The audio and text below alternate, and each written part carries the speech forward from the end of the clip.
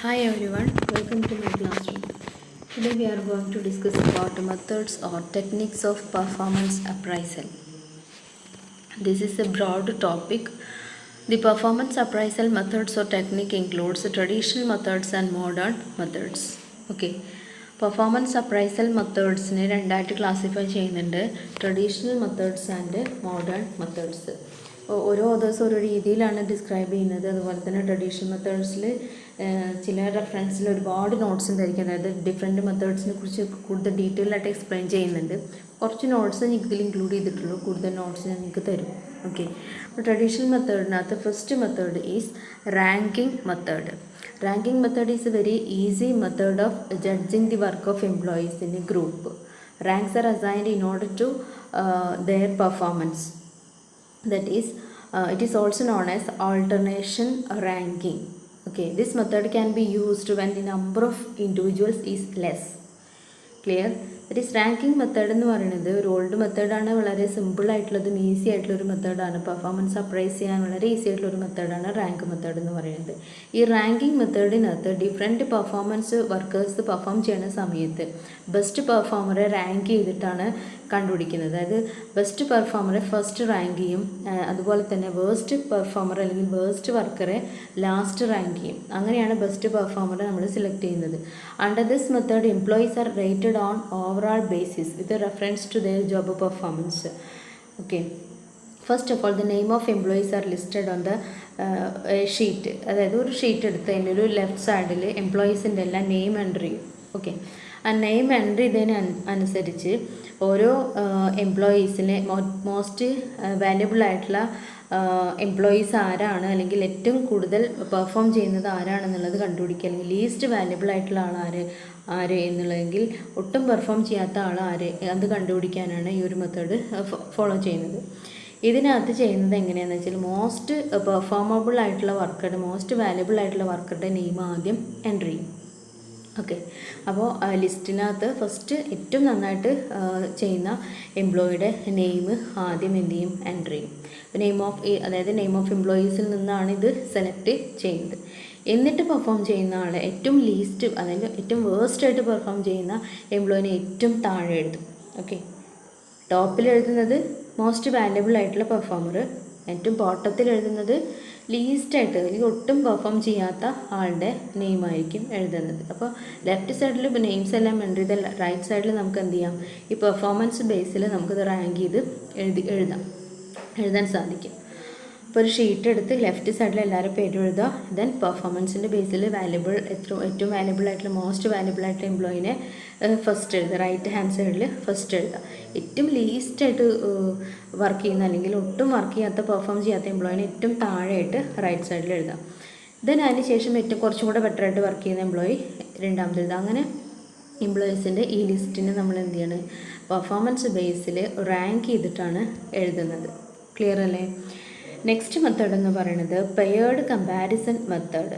ഇതും കമ്പാരിറ്റീവ്ലി സിമ്പിളായിട്ടുള്ളൊരു മെത്തേഡാണ് റാങ്കിങ് മെത്തേഡിനെ കമ്പയർ ചെയ്യുന്ന സമയത്ത്.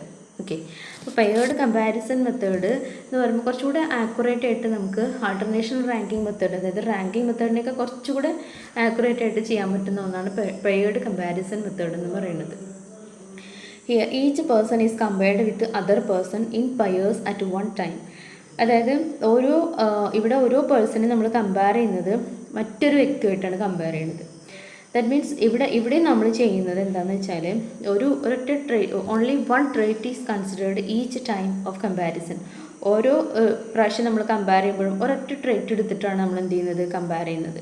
The number of times an employee is judged better than the others determine his rank.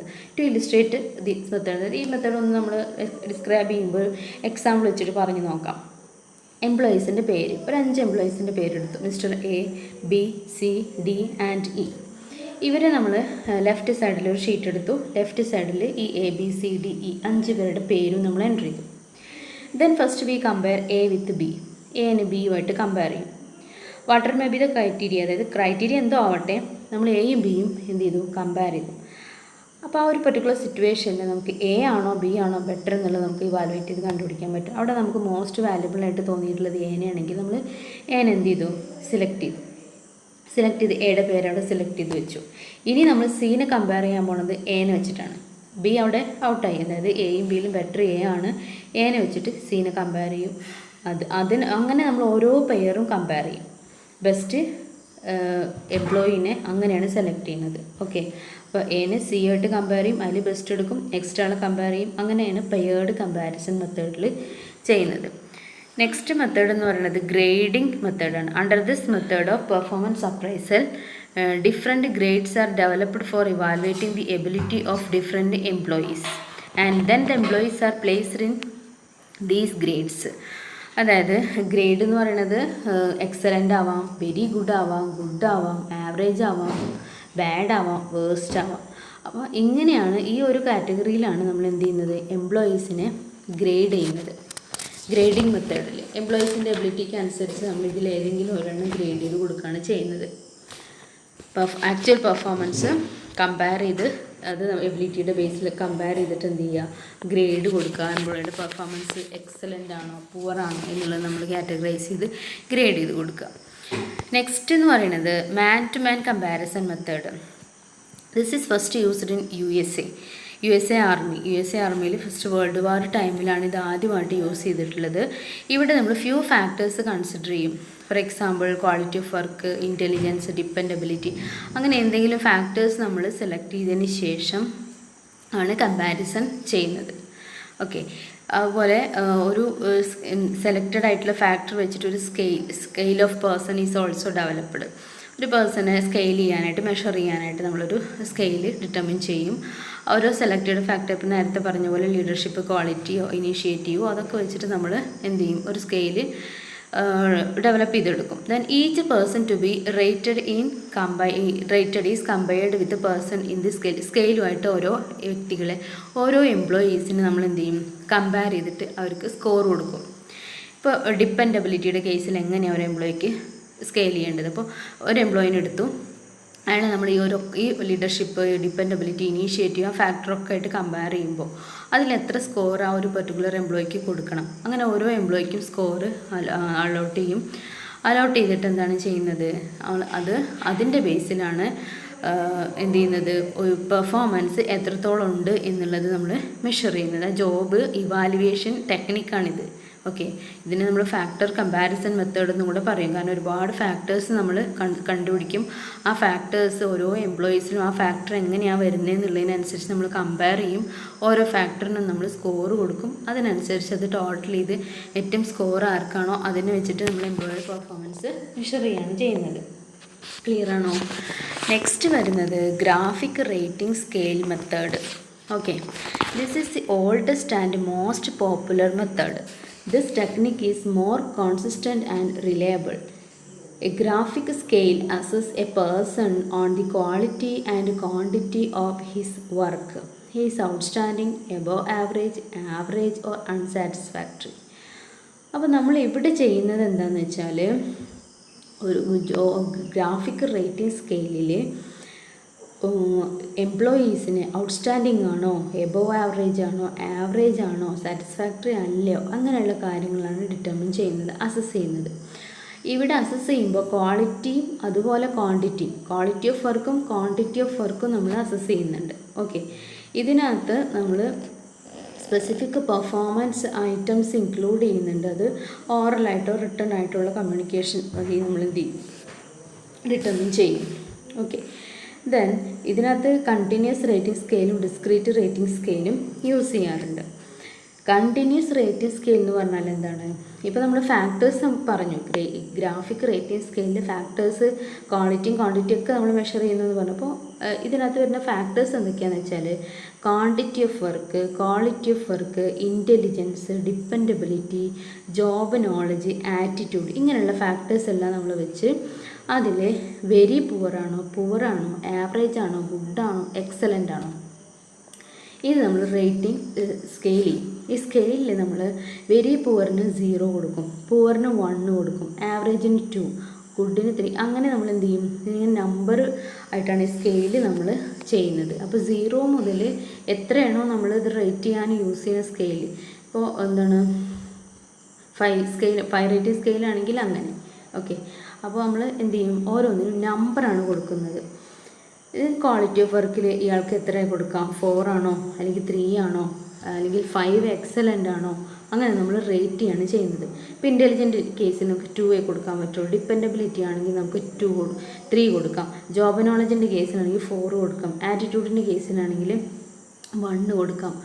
Quantity of വർക്കിൻ്റെ കേസിലാണെങ്കിൽ 5 കൊടുക്കാം. അങ്ങനെ നമ്മൾ എന്ത് ചെയ്യാണ് ചെയ്യുന്നത്, ഈ very poor average good excellent number ചെയ്യും. ആ നമ്പറാണ് കുട്ടികൾക്ക് എംപ്ലോയീസിന് റേറ്റ് ചെയ്യാനായിട്ട് യൂസ് ചെയ്യുന്നത്. നെക്സ്റ്റ് ഇതിനകത്ത് തന്നെ നമ്മൾ ഡിസ്ക്രീറ്റ് റേറ്റിംഗ് സ്കെയിൽ ഉപയോഗിക്കാം. ഇതേ ഫാക്ടേഴ്സ് തന്നെയാണ് അവിടെ എടുക്കുക. ഇതിനും poor, average, good, very good, excellent ആണ്. പക്ഷെ അവിടെ നമ്മൾ നമ്പറല്ല യൂസ് ചെയ്യുക. 1 2 3 4 എന്നുള്ള നമ്പറല്ല യൂസ് ചെയ്യുക. എന്താണ്, ഓരോ ബോക്സസ് ആണ് യൂസ് ചെയ്യുക. ആ ബോക്സിൽ ടിക്ക് മാർക്കാണ് ഇടുക. ഓക്കെ, നമ്പറല്ല ഇടുക, ബോക്സ് ആയിരിക്കും, അതിനകത്ത് ടിക്ക് മാർക്കാണ് യൂസ് ചെയ്യുക. ഈ ഒരു മെത്തേഡിൻ്റെ ഡിഫക്റ്റ് എന്ന് പറയുമ്പോൾ ഇതിനകത്ത് ഒരു ജോബ് പർട്ടിക്കുലറായിട്ടൊരു ക്രൈറ്റീരിയ ഇവാലുവേറ്റ് ചെയ്യാനൊന്നും ഇല്ല. ഓക്കെ, അത് ഓരോരുത്തരുടെ ഇഷ്ടത്തിനനുസരിച്ച് ക്രൈറ്റീരിയ സെലക്ട് ചെയ്യാണ് ചെയ്യുന്നത്. അതുപോലെ തന്നെ ഇതിനകത്ത് യൂസ് ചെയ്യുന്ന വേർഡ്സുകൾ ഒക്കെ റേറ്റേഴ്സ് ഓരോ രീതിയിലായിരിക്കും യൂസ് ചെയ്യുന്നത്. ക്ലിയർ ആയിട്ട് തന്നെ മീനിങ് മനസ്സിലായിട്ടില്ലെങ്കിൽ റേറ്റ് ചെയ്യുന്നത് തെറ്റിപ്പോവും. അതുപോലെ ഈ മെത്തേഡ് എന്ന് പറയുന്നത് കുറച്ച് ഹെവി ബേർഡനാണ്, റേറ്റ് ചെയ്യാനായിട്ട് കുറച്ച് ഡിഫിക്കൾട്ടായിരിക്കും. അപ്പം അങ്ങനെയുള്ള ചില ഡിഫിക്കൽട്ടീസ് ഇതിനകത്ത് ഫേസ് ചെയ്യാം. നെക്സ്റ്റ് മെത്തേഡ് എന്ന് പറയുന്നത് ചെക്ക് ലിസ്റ്റ് മെത്തേഡാണ്. ചെക്ക് ലിസ്റ്റ് മെത്തേഡ് എന്ന് പറയുന്നത് ഫോളോ ചെയ്യുന്നത് എന്താണെന്ന് വെച്ചാൽ, ഒരുപാട് ബേർഡൻ റെഡ്യൂസ് ചെയ്യാൻ വേണ്ടി, ഇവാലുവേറ്റ് ചെയ്യുന്ന ആൾക്ക് ഒരുപാട് ബേർഡൻ റെഡ്യൂസ് ചെയ്യാൻ വേണ്ടിയാണ് ഈ ഒരു മെത്തേഡ് ഫോളോ ചെയ്യുന്നത്. ഇതിനകത്ത് അപ്രൈസൽ റിപ്പോർട്ട് പ്രിപ്പയർ ചെയ്യുന്നത് എങ്ങനെയാണെന്ന് വെച്ചാൽ ഒരു ചെക്ക് ലിസ്റ്റ് പ്രിപ്പയർ ചെയ്യും. ചെക്ക് ലിസ്റ്റ് എന്ന് പറഞ്ഞാൽ a check list is a statement of trades and performance of employees on the job. ഒരു ജോബിൽ എംപ്ലോയിയുടെ പെർഫോമൻസും ട്രേഡ്സും അത് വെച്ചിട്ടൊരു സ്റ്റേറ്റ്മെൻറ്റ് പ്രിപ്പയർ ചെയ്യും. ഒരു 2 കോളമായിട്ട്, അതായത് it is prepared in 2 column, namely yes column and no column. Okay, the appraiser required to read the statement and put a tick mark in yes column or no column. Statement പോസിറ്റീവായിട്ടാണ് respond ചെയ്യുന്നതെന്ന് വെച്ചാൽ yes column, നെഗറ്റീവായിട്ടാണ് respond ചെയ്യുന്നതെന്ന് വെച്ചാൽ no column use ചെയ്യും. Okay, അപ്പോൾ check list ഒരു സ്റ്റേറ്റ്മെൻറ്റാണ്. എംപ്ലോയീസ് ജോബിൽ കാണിക്കുന്ന പെർഫോമൻസും ട്രേഡ്സും എന്തൊക്കെയാണെന്ന് വെച്ചിട്ട് ലിസ്റ്റ് ചെയ്യുക. 2 കോളാണ് അവിടെ പ്രൊവൈഡ് ചെയ്യുക, എസ് ആൻഡ് നോ. പോസിറ്റീവായിട്ടുള്ള ആൻസർ ആണെങ്കിൽ അവിടെ എസ് ടിക്ക് ചെയ്യും, നെഗറ്റീവായിട്ടുള്ള ആൻസർ ആണെങ്കിൽ നോ ടിക്ക് ചെയ്യും. For example, is employee really interested in job ഒരു ക്വസ്റ്റ്യൻ ആണ് അല്ലേ, അതിൽ എസ്സോ നോ ആൻസർ ഉണ്ടാവും. Is employee regular on the job, അതിലും എസ്സോ നോ ഉണ്ടാവും. അപ്പോൾ സൂപ്പർവൈസർക്ക് എന്ത് ചെയ്യാം, എംപ്ലോയീനെ അസസ് ചെയ്യാം. ഈ ഒരു ചെക്ക് ലിസ്റ്റ് വെച്ചിട്ട് എന്ത് ചെയ്യാം, അസസ് ചെയ്യാനായിട്ട് സാധിക്കും. അതുപോലെ ഓർഡേഴ്സ് കൊടുത്തു കഴിഞ്ഞാൽ ഒബേ ചെയ്യുന്ന സ്വഭാവം തന്നെയാണോ, അങ്ങനെ എന്ത് ചെയ്യാം, ഈ ചെക്ക് ലിസ്റ്റ് യൂസ് ചെയ്തിട്ട് എസ് ഓർ നോ ടിക്ക് ചെയ്തതിന് ശേഷം എംപ്ലോയിയുടെ പെർഫോമൻസ് ഇവാലുവേറ്റ് ചെയ്യാനായിട്ട് സാധിക്കും. ഇതുകൂടാതെ വേറെയും ഒരുപാട് മെത്തേഡ്സ് നമ്മൾ ഡിസ്കസ് ചെയ്യേണ്ടതായിട്ടുണ്ട്. അതിനകത്ത് ഇമ്പോർട്ടൻ്റ് ആയിട്ട് മറ്റൊരു മെത്തേഡ് എന്ന് പറയുന്നത് critical incident appraisal. Critical incident appraisal എന്ന് പറയുന്നത് supervisors are asked to keep record on each employee and to record actual incidents of positive or negative behaviour. Critical incident technique use ചെയ്യുന്നതെന്ന് വെച്ചാൽ നാച്ചുറലായിട്ടൊരു മെത്തേഡാണ്. Performance appraise ചെയ്യുന്നത് വളരെ നാച്ചുറലായിട്ടുള്ളൊരു മെത്തേഡാണ്. അതായത് സാധാരണ ഒരു ഫേമിൽ എംപ്ലോയി വർക്ക് ചെയ്യുന്ന സമയത്ത് അവിടെ സംഭവിക്കാവുന്ന പല ഇൻസിഡൻസും ഉണ്ടാവും അല്ലേ. ഫോർ എക്സാമ്പിൾ, ഒരു മെഷീൻ ബ്രേക്ക് ഡൗൺ ആവുന്നു, ആ പ്രൊഡക്ഷൻ ഇൻട്രപ്റ്റ് ആവണം. അവിടെ ആ ഒരു പെർട്ടിക്കുലർ സിറ്റുവേഷനിൽ ആ എംപ്ലോയിയുടെ ബിഹേവിയർ അല്ലെങ്കിൽ ആ ഒരു സിറ്റുവേഷനിലൂടെ എംപ്ലോയി എങ്ങനെ റിയാക്ട് ചെയ്യുന്നു, അവിടെ ഈ സൂപ്പർവൈസർ എന്താ ചെയ്യണമെന്ന് വെച്ചാൽ ആ പെർട്ടിക്കുലർ സിറ്റുവേഷനിൽ എംപ്ലോയി എങ്ങനെയാണോ ബിഹേവിയർ ചെയ്യുന്നത് ആ സിറ്റുവേഷൻ അങ്ങനെ റെക്കോർഡ് ചെയ്ത് വയ്ക്കും. ഓക്കെ, ആ ഇൻസിഡൻറ്റിൽ ഒരു പെർട്ടിക്കുലർ ഇൻസിഡൻറ്റ് ഉണ്ടായി, ആ ഇൻസിഡൻറ്റിൽ അത് ഗുഡ് ഈവൻറ്റ് അല്ലെങ്കിൽ ബാഡ് ആവാം. ഇൻസിഡൻറ്റ് എന്ന് പറഞ്ഞാൽ ഒരു പെർട്ടിക്കുലർ ഈവൻറ്റ്, ക്രിട്ടിക്കൽ ഈവൻറ്റ് എന്ന് പറയുന്നത് ഗുഡ് ആവാം അല്ലെങ്കിൽ ബാഡ് ആവാം, അത് നാച്ചുറലായിട്ട് സംഭവിക്കുന്നതാണ്. അതിൽ എംപ്ലോയി നെഗറ്റീവായിട്ടോ അല്ലെങ്കിൽ പോസിറ്റീവായിട്ടോ ആയിരിക്കും ആ ഇവൻറ്റ്സിനോട് ബിഹേവ് ചെയ്യുന്നത്. സൂപ്പർവൈസർ എന്ത് ചെയ്യും, ഈ ബിഹേവിയർ റെക്കോർഡ് ചെയ്ത് വയ്ക്കും. അപ്പോൾ സഡനായിട്ട് മെഷീനറി ബ്രേക്ക് ഡൗൺ ആയി, ആ ഒരു പെർട്ടിക്കുലർ ഇവൻറ്റിൽ ആ എംപ്ലോയി എങ്ങനെയാണ് സിറ്റുവേഷനിൽ ബിഹേവ് ചെയ്തത് അത് സൂപ്പർവൈസർ റെക്കോർഡ് ചെയ്ത് വെക്കും. അതിൻ്റെ ബേസിൽ എംപ്ലോയിയുടെ പെർഫോമൻസാണ് ഇവാലുവേറ്റ് ചെയ്യുന്നത്, നോട്ട് ഈസ് പേഴ്സണാലിറ്റി. ആ ഒരു എംപ്ലോയിയുടെ പേഴ്സണാലിറ്റി അല്ല അവിടെ ഡിറ്റർമിൻ ചെയ്യുന്നത് അല്ലെങ്കിൽ ഇവാലുവേറ്റ് ചെയ്യുന്നത്, എംപ്ലോയിയുടെ പെർഫോമൻസ് ആണ് അവിടെ ഇവാലുവേറ്റ് ചെയ്യുന്നത്. ഓക്കെ, അപ്പോൾ ഇങ്ങനെയുള്ള മെത്തേഡ് യൂസ് ചെയ്യാം. വളരെ എഫക്റ്റീവായിട്ടുള്ള നല്ലൊരു മെത്തേഡാണ് ക്രിട്ടിക്കൽ ഇൻസിഡൻറ്റ് അപ്രൈസൽ മെത്തേഡ്. പക്ഷേ ഇതിനൊരുപാട് ലിമിറ്റേഷൻസും ഉണ്ടാവാം. ടൈം കൺസ്യൂമിങ് ആണ് ഈ ഒരു പെർട്ടിക്കുലർ പ്രോസസ്സ് എന്ന് പറയുന്നത്. കാരണം ഒരു ഇൻസിഡൻറ്റ് ഉണ്ടായി, അവിടെ അയാൾ ബിഹേവ് ചെയ്യണത് വളരെ എന്താ പറയുക ഡീറ്റെയിൽ ആയിട്ട് ഒബ്സർവ് ചെയ്യണം. ഒബ്സർവ് ചെയ്തിട്ട് അത് ആ ഫാക്റ്റ് കറക്റ്റായിട്ട് റെക്കോർഡ് ചെയ്ത് വെക്കണം. ഇൻസിഡൻറ്റ് എപ്പോഴും ഉണ്ടാവില്ല. നമ്മൾ ഏത് മെത്തേഡാണ് യൂസ് ചെയ്യുന്നത് അതന്നെ നമ്മൾ റിപ്പീറ്റ് ചെയ്ത് യൂസ് ചെയ്യാം. അപ്പോൾ അതുകൊണ്ട് തന്നെ സൂപ്പർവൈസർക്ക് ഈ റെക്കോർഡ്സ് മെയിൻറ്റെയിൻ ചെയ്യാന്നുള്ളതും ബുദ്ധിമുട്ടായിട്ടുള്ളൊരു മേജറായിട്ടുള്ളൊരു ടാസ്ക്കാണ്. ദെൻ ഇതിൻ്റെ പോസിബിലിറ്റി എന്ന് പറയുന്നത് എപ്പോഴും ഇത് സംഭവിച്ചുകൊണ്ടിരിക്കില്ല, എപ്പോഴെങ്കിലും സംഭവിക്കുന്ന ഒരു കാര്യമായതുകൊണ്ട് ഫ്രീക്വൻ്റ് ആയിട്ട് കണ്ടിന്യൂസ് ആയിട്ട് റെക്കോർഡ് ചെയ്യാനും സൂപ്പർവൈസർക്ക് സാധിക്കില്ല. പിന്നെ ക്രിട്ടിക്കൽ ഈവൻറ്റ്സ് ചിലപ്പോൾ സംഭവിക്കുകയില്ല, ക്രിട്ടിക്കലായിട്ടുള്ള ആക്സിഡൻറ്റ് ഒന്നും ചിലപ്പോൾ ഹാപ്പൻ ചെയ്യുകയില്ല. അപ്പോഴും എന്താണ് ഡിഫിക്കൽട്ടാണ് റേറ്റ് ചെയ്യാൻ. ഈ ഒരു പർട്ടിക്കുലർ മെത്തേഡിൽ എംപ്ലോയിനെ എങ്ങനെയാണ് റേറ്റ് ചെയ്യുക? അങ്ങനെ ഒരു ഇവൻറ്റ് സംഭവിച്ചാലല്ലേ, ഗുഡായാലും ബാഡായാലും ഒരു ഇവൻറ്റ് സംഭവിച്ചാലല്ലേ റെക്കോർഡ് ചെയ്യാൻ പറ്റുള്ളൂ. അപ്പോൾ അങ്ങനത്തെ സിറ്റുവേഷനിലും ഇത് ബുദ്ധിമുട്ടായിരിക്കും. അതുപോലെ എംപ്ലോയിയുടെ ഡിഫറെൻറ്റ് സിറ്റുവേഷനിൽ ഡിഫറെൻറ്റ് ബിഹേവിയർ ഒക്കർ ചെയ്യുമ്പോൾ അത് എഴുതി വെക്കുമ്പോൾ അതിനകത്ത് ഒരുപാട് മിസ്റ്റേക്സ് എറേഴ്സൊക്കെ സംഭവിക്കാം. അതും ഈ ഇവാലുവേഷനെ എന്ത് ചെയ്യും, എഫക്റ്റ് ചെയ്യും. അങ്ങനെ നെക്സ്റ്റ് മെത്തേഡ് എന്ന് പറയുന്നത് ഫീൽഡ് റിവ്യൂ മെത്തേഡാണ്. ഫീൽഡ് റിവ്യൂ മെത്തേഡിനകത്ത് ഹ്യൂമൻ റിസോഴ്സ് ഡിപ്പാർട്ട്മെൻറ്റ് ഒരു ഓഫീസറെ വയ്ക്കും. അവിടെ ഓഫീസറാണ് കാര്യങ്ങളെല്ലാം ചെയ്യുന്നത്. പക്ഷേ അവിടെ എന്താണെന്ന് വെച്ചാൽ ഓഫീസർ ഇൻ്റർവ്യൂ ചെയ്യും. ഇൻ്റർവ്യൂ ചെയ്യുന്നത് സൂപ്പർവൈസറെ ഇൻ്റർവ്യൂ ചെയ്യും. സൂപ്പർവൈസറെ ഇൻ്റർവ്യൂ ചെയ്തിട്ട് അയാളുടെ അണ്ടറിലുള്ള വർക്കേഴ്സിൻ്റെയൊക്കെ പെർഫോമൻസ് എങ്ങനെയാണ് എന്നുള്ള കാര്യങ്ങളൊക്കെ ചോദിച്ച് മനസ്സിലാക്കുകയാണ് ചെയ്യുക. ഓഫീസർ ആദ്യം തന്നെ ഇൻ്റർവ്യൂവേഴ്സിന്, അതായത് officer who is A interviewer prepare questions in advance and is asked. Advance ആയിട്ട് ഈ ഒബ്സർവ് ചെയ്യാൻ വരുന്ന അല്ലെങ്കിൽ ഈ ഓഫീസർ അഡ്വാൻസ് ആയിട്ട് ക്വസ്റ്റ്യൻസ് എല്ലാം പ്രിപ്പയർ ചെയ്യും. ദെൻ സൂപ്പർവൈസർ എടുത്ത് ഈ ക്വസ്റ്റ്യൻസ് എല്ലാം ചോദിക്കും. ആൻസേഴ്സ് എല്ലാം സൂപ്പർവൈസർ പറയുന്ന ആൻസേഴ്സ് എല്ലാം റെക്കോർഡ് ചെയ്ത് വയ്ക്കും ഓഫീസർ. അങ്ങനെ ഇവിടെ എംപ്ലോയീസിൻ്റെ അല്ലെങ്കിൽ ഈ സൂപ്പർവൈസറുടെ അണ്ടറിലുള്ള എംപ്ലോയീസിൻ്റെ സ്ട്രെങ്ത് എന്തൊക്കെയാണ്, വർക്ക് ഇൻ പ്രോഗ്രസ് എന്താണ്, ലെവൽ ഓഫ് പെർഫോമൻസ് എന്താണ്, ആ ഒരു പർട്ടിക്കുലർ എംപ്ലോയിയുടെ സ്ട്രെങ്ത്തും വീക്ക്നെസ്സും എന്തൊക്കെയാണ്, പ്രൊമോഷണൽ പൊട്ടൻഷ്യാലിറ്റീസ് എന്തൊക്കെയാണ്, ഇങ്ങനെയുള്ള എല്ലാ കാര്യങ്ങളും വളരെ ഡീറ്റെയിൽ ആയിട്ട് ഓഫീസർ നോട്ട് ചെയ്യും. ഇൻ്റർവ്യൂ ടൈമിൽ ഡീറ്റെയിൽ ആയിട്ട് തന്നെ നോട്ട് ചെയ്യും. ഈ നോട്ട്സ് ആര് അപ്രൂവ് ചെയ്യും? സൂപ്പർവൈസർ അപ്രൂവ് ചെയ്യണം. സൂപ്പർവൈസറിൽ നിന്ന് കളക്ട് ചെയ്ത ഡാറ്റകൾ നോട്ട് ചെയ്ത് വെച്ചിട്ടുണ്ടായിരിക്കും. ഈ നോട്ട്സ് സൂപ്പർവൈസർ എന്ത് ചെയ്യണം, അപ്രൂവ് ചെയ്യണം. ദെൻ എംപ്ലോയി സർവീസ് റെക്കോർഡിൽ അത് പ്ലേസ് ചെയ്യുകയും ചെയ്യും. അപ്പോൾ എംപ്ലോയീസിൻ്റെ സർവീസ് റെക്കോർഡ്സ് കീപ്പ് ചെയ്യുമ്പോൾ അതിനകത്ത് ഈ നോട്ട്സ് കീപ്പ് ചെയ്യുകയും ചെയ്യും. ഓക്കെ, ഇതിനകത്ത് റേറ്റർക്ക് അപ്രൈസ് ചെയ്യേണ്ട ആവശ്യമില്ല. ഡാറ്റ കളക്ട് ചെയ്ത് അത് നോട്ട് ചെയ്ത് വെച്ചാൽ മാത്രം മതിയാവും. അതായത് ഹ്യൂമൻ റിസോഴ്സ് ഡിപ്പാർട്ട്മെൻറ്റ് വയ്ക്കുന്ന ഓഫീസർ ഇൻ്റർവ്യൂ ചെയ്യുന്നത് സൂപ്പർവൈസറെയാണ്. ഡാറ്റ കളക്ട് ചെയ്യുകയും ചെയ്യും. ആ ഡാറ്റ കംപ്ലീറ്റ് ഡീറ്റെയിൽ ആയിട്ട് നോട്ട് ചെയ്ത് വെക്കുകയും ചെയ്യും. പക്ഷേ എംപ്ലോയിനെ റേറ്റ് ചെയ്യാനോ അപ്രൈസ് ചെയ്യാനൊന്നും പോകുന്നില്ല, എഴുതി വെക്കും, അത്രയേ ഉള്ളൂ. ഈ റെക്കോർഡ് അവിടെ കീപ്പ് ചെയ്യുകയും ചെയ്യും. ക്ലിയർ അല്ലേ? അപ്പോൾ ഇങ്ങനെയുള്ള മെത്തേഡും എന്ത് ചെയ്യാം, പെർഫോമൻസ് അപ്രൈസൽ ചെയ്യാനായിട്ട് യൂസ് ചെയ്യാം. മറ്റൊരു മെത്തേഡ് എന്ന് പറയുന്നത് കോൺഫിഡൻഷ്യൽ റിപ്പോർട്ടാണ്. കോൺഫിഡൻഷ്യൽ റിപ്പോർട്ടിനകത്ത് ചെയ്യുന്നത് ഗവൺമെൻറ് ഓർഗനൈസേഷൻസ് ഫോളോ ചെയ്യുന്ന ഒന്നാണ്. വളരെ കോൺഫിഡൻഷ്യലായിട്ട് സൂക്ഷിക്കുന്ന ഒരു റിപ്പോർട്ടാണിത്. Immediate supervisor prepare a confidential report of his subordinate. It cover attendance, initiative, technical ability of reasoning, responsibility, leadership quality, self impressions, achievements and failures etcetera. ഈ പറഞ്ഞ ഫാക്ടേഴ്സ് എല്ലാം കവർ ചെയ്യും വിധത്തിൽ ഇമ്മീഡിയറ്റ് ആയിട്ടുള്ള സൂപ്പർവൈസർ അയാളുടെ അണ്ടറിലുള്ള വർക്കറുടെ എല്ലാ ഡീറ്റെയിൽസും ചെയ്തു വയ്ക്കും. ഇത് വളരെ കോൺഫിഡൻഷ്യലാണ്, ഹൈലി സീക്രട്ടീവാണ്. ഓക്കെ, ഈ ഇൻഫർമേഷൻസ് എല്ലാം അയാളുടെ ഒരു പ്രൊമോഷനും ട്രാൻസ്ഫറിനൊക്കെ എഫക്റ്റ് ചെയ്യും. ഓക്കെ, അപ്പോൾ അത് കൃത്യമായിട്ട് റെക്കോർഡ് ചെയ്ത് വെക്കുന്നു. ഏത് കോൺഫിഡൻഷ്യലായിട്ടുള്ള റിപ്പോർട്ട്. മറ്റൊരു മെത്തേഡ് എസ് എ അപ്രൈസൽ മെത്തേഡാണ്. ഇത് വളരെ സിമ്പിളായിട്ടുള്ളൊരു മെത്തേഡാണ്. Supervisor write a detailed report about employees performance. എംപ്ലോയിയുടെ പെർഫോമൻസിനെ കുറിച്ച് സൂപ്പർവൈസർ വളരെ ഡീറ്റെയിൽ ആയിട്ട് എഴുതി തയ്യാറാക്കും. എസ് എ പോലെ ഡീറ്റെയിൽ ആയിട്ട് എഴുതി തയ്യാറാക്കുന്ന ഒരു റിപ്പോർട്ടാണ് എസ് എ അപ്രൈസൽ മെത്തേഡിനകത്ത് യൂസ് ചെയ്യുന്നത്. ഇവിടെ എംപ്ലോയീസിൻ്റെ സ്ട്രെങ്ത്ത്, വീക്ക്നെസ് എല്ലാം പെർട്ടിക്കുലർ ഹെഡിലായിട്ട് എഴുതി വയ്ക്കും. ഓക്കെ, പ്രൊമോഷബിലിറ്റി അല്ലെങ്കിൽ പ്രൊമോട്ടബിലിറ്റി ഓഫ് എംപ്ലോയിയുടെ പ്രൊമോട്ടബിലിറ്റിയെക്കുറിച്ച് ഡീറ്റെയിൽ ആയിട്ട് എഴുതും. Ability of employee to perform at ജോബ്സിലുള്ള പെർഫോമൻസ് ഡീറ്റെയിൽ ആയിട്ട് എഴുതി വയ്ക്കും. എംപ്ലോയിയുടെ സ്ട്രെങ്ത്ത്, വീക്ക്നെസ് വളരെ ഡീറ്റെയിൽ ആയിട്ട് എഴുതി വയ്ക്കും. ട്രെയിനിങ് നീഡ്സ് ഉണ്ടെങ്കിൽ അതിനെക്കുറിച്ച്, ഓവറോൾ ആയിട്ടുള്ള ഇംപ്രഷൻ എന്താണ്, ഇങ്ങനെയുള്ള ഓരോ ഹെഡിങ് കൊടുത്ത് അതിൽ ഡീറ്റെയിൽ ആയിട്ട് എഴുതി തയ്യാറാക്കും സൂപ്പർവൈസർ. ഇതിന് ഒരുപാട് ടൈം വേണ്ടി വരും. അതുപോലെ എറേഴ്സ് ഒക്കെ ചെയ്യാൻ ബയാസ് സൂപ്പർവൈസർക്ക് ഇഷ്ടമുള്ള എംപ്ലോയിക്ക് കുറച്ച് കൂടുതലായിട്ടുള്ള സ്ട്രെങ്ത്ത് കൊടുക്കും. വീക്ക്നെസ് ഒരുപാട് കാണിക്കാം. വീക്ക്നെസ് ഒരുപാട് കാണിക്കുക എന്ന് പറയുമ്പോൾ ഡിഫക്ട്സ് ഒരുപാട് ചൂണ്ടിക്കാണിക്കാം. അതുപോലെ ബയാസ് കാണിക്കാൻ ചാൻസ് കൂടുതലാണ്.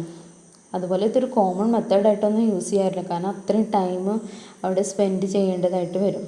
ഓക്കെ, അതുപോലെ ഒരുപാട് എംപ്ലോയീസ് ഉണ്ടെങ്കിൽ ഇത് അഫോർഡ് ചെയ്യുക എന്നുള്ളതും ബുദ്ധിമുട്ടാണ്. അപ്പോൾ അങ്ങനെയുള്ള ഡിഫിക്കൽട്ടീസും ഫേസ് ചെയ്യാം. I hope you all are understood. Thank U.